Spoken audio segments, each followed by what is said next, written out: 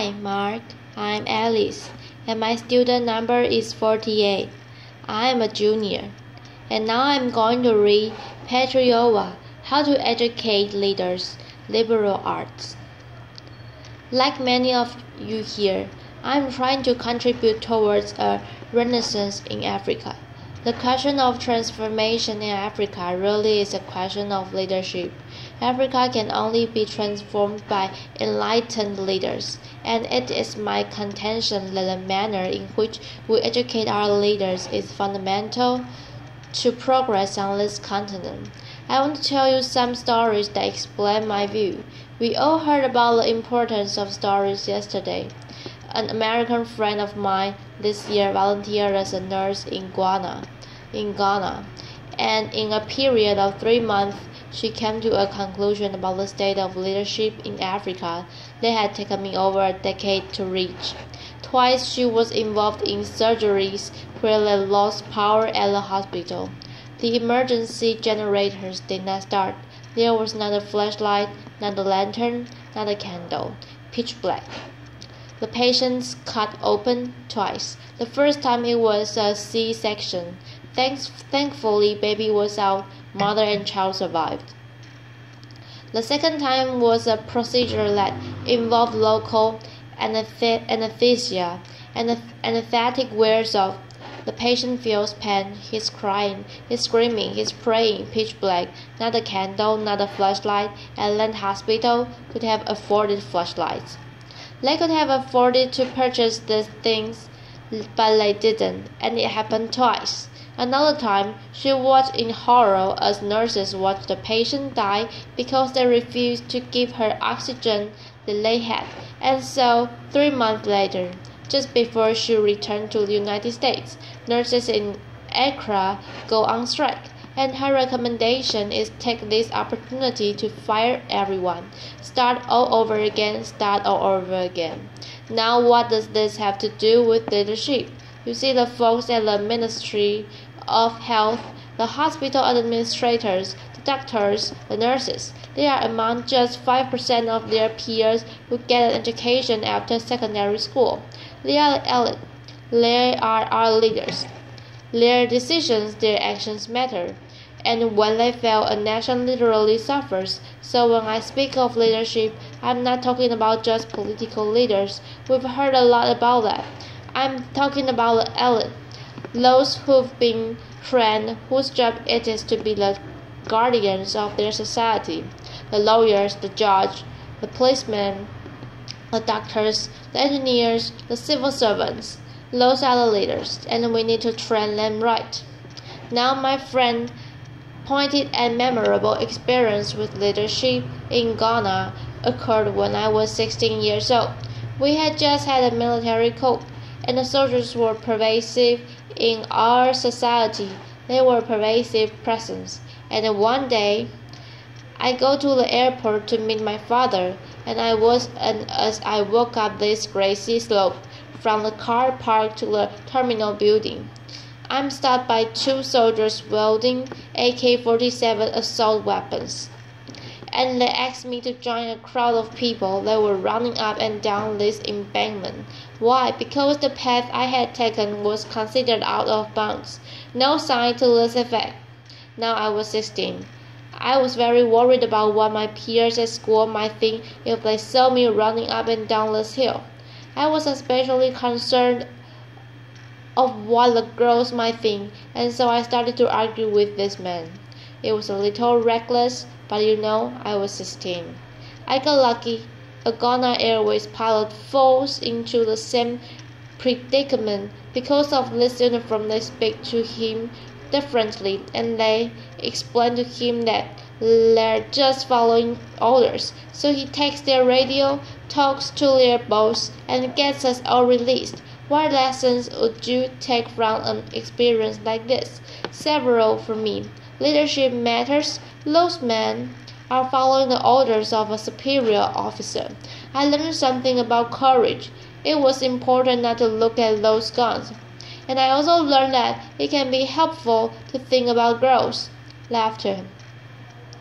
So, a few years after this event, I left Ghana on a scholarship to go to Swarthmore College for my education. It was a breath of fresh air. The faculty there didn't want us to memorize information and repeat back to them as I was used to back in Ghana. They wanted us to think critically. They wanted us to be analytical.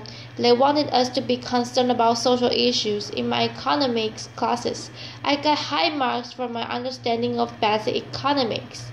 But I learned something more profound than that, which is that the leaders, the managers of Ghana's economy, were making breathtakingly bad decisions that had brought our economy to the brink of collapse. And so here was this lesson again. Leadership matters. It matters a great deal. But I didn't really fully understand what had happened to me at Swarthmore. I had an inkling, but I didn't fully realize it until I went out into the workplace and I went to work at Microsoft Corporation. And I was part of this thinking learning team whose job it was to design and implement new software that created value in the world. And it was brilliant to be part of this team. It was brilliant, and I realized just what had happened to me at Swarthmore. This transformation, the ability to confront problems, complex problems, and to design solutions to those problems, the ability to create is the most empowering thing that can happen to an individual, and I was part of that. Now, while I was at Microsoft, the annual revenues of the company grew larger than the GDP of the Republic of Ghana. And by the way, it's continued to. The gap has widened since I left. Now, I've already spoken about one of the reasons why this has occurred. I mean, it's the people there who are so hardworking, persistent, creative, empowered. But there were also some external factors: free markets, the rule of law, infrastructure. These things were provided by institutions run by the people that I call leaders. And those leaders did not emerge spontaneously. Somebody trained them to do the work that they do. Now, while I was at Microsoft, this funny thing happened. I became a parent, and for the first time, Africa mattered more to me than ever before. Because I realized that the state of the African continent would matter to my children and their children. The state of the world depends on what's happening to Africa, as far as my kids would be concerned. And at this time, when I was going through what I call my pre-midlife crisis, Africa was a mess. Somalia has disintegrated into anarchy. Rwanda was in the throes of this genocidal war, and it seemed to me that was the wrong direction and I needed to be back helping. I couldn't just stay in Seattle and raise my kids in an upper middle class neighborhood and feel good about it. This was not the world that I'd want my children to grow up in, so I decided to get engaged. And the first thing that I did was to come back to Ghana and talk with a lot of people and really try to understand what the real issues were. And three things kept coming up for every problem: corruption, weak institutions, and the people who run them, the leaders. Now, I was a little scared because when you see those three problems, they seem really hard to deal with, and they might say, "Look, don't even try." But for me, I asked the question, well, where are these leaders coming from? What is it about Ghana that produces leaders that are unethical or unable to solve problems? So I went to look at what was happening in our educational system. And it was the same, learning by rote, from primary school through graduate school. Very little emphasis on ethics, and the typical graduate from a university in Ghana had a stronger sense of entitlement than a sense of responsibility. This is wrong. So I decided to engage this particular problem because it seems to me that every society must be very intentional about how it trains its leaders. And Ghana was not paying enough attention. And this is true across sub-Saharan Africa, actually. So this is what I'm doing now. I'm trying to bring the experience that I had at Swarthmore to Africa. I wish there was a liberal arts college in every African country. I think it would make a huge difference. And what HSC University is trying to do is to train a new generation of ethical, entrepreneurial leaders. We are trying to train leaders of exceptional integrity who have the ability to confront the complex problems, ask the right questions, and come up with workable solutions. I'll admit that there are times where it seems like mission impossible. But we must believe that these kids are smart, that if we involve them in their education, if we have them discuss the real issues that they confront, that our whole society confronts, and if we give them skills that enable them to engage the real world, the magic will happen. Now a month into this project, we just started classes. And a month into it, I come to the office and I have this email from one of our students. And he said very simply, "I'm thinking now," and he signs off, "Thank you." It's such a simple statement, but I was moved almost to tears because I understood what was happening to this young man. And it is an awesome thing to be a part of empowering someone in this way. I'm thinking now. This year we challenge our students to craft an honor code themselves. There's a very vibrant debate going on campus now over whether they should have an honor code, and if so, what it should look like. One of the students asked a question that just warmed my heart. Can we create a perfect society? Her understanding that a student-crafted honor code constitutes a reach towards perfection is incredible. Now we cannot achieve perfection, but if we reach for it, then we can achieve excellence. I don't know ultimately what they will do. I don't know whether they will decide to have this honor code, but the conversation they are having now about what their good society should look like, what their excellent society should look like, is a really good thing. Am I out of time? Okay, now I just wanted to leave that slide up because it's important that we think about it.